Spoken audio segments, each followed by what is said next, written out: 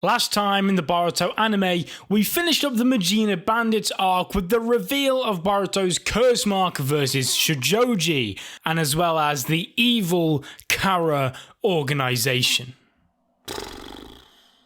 I'll be honest, this review will likely be very short, because I can tell straight away that I've got a very unpopular opinion when it comes to this episode, because I just didn't like it. There, I said it. Simple. This episode just quite simply, most definitely, just wasn't targeted towards me. Because from my perspective anyway, this episode felt like it was definitely intended for a much younger audience. The underlying message of this episode, which to be honest wasn't even an underlying message by the end of it, as Sakura just blatantly reveals it to everyone.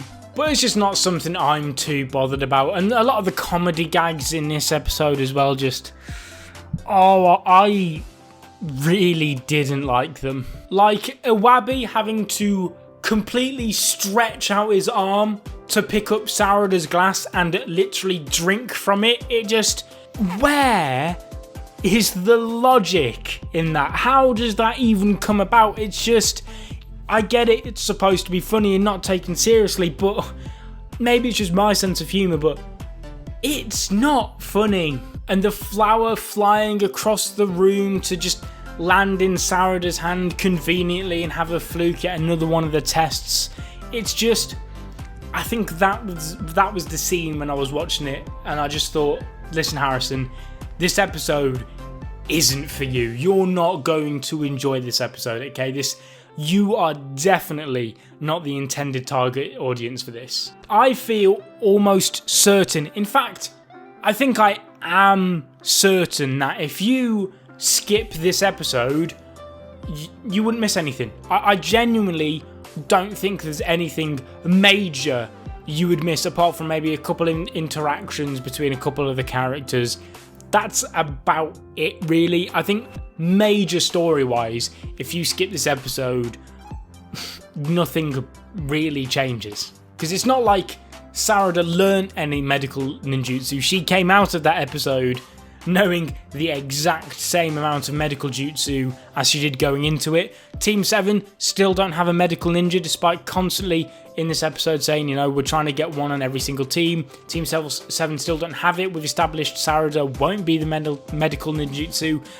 That's about it. Obviously, you learn a lot on a humane level, like I was saying, with the underlying message towards your kids or anyone who needs to learn that lesson in life. That's really about the only positive I personally could give this episode. And for that reason, I'm not trying to bash on it too hard. I'm not going on a massive rant. It's just wasn't my cup of tea.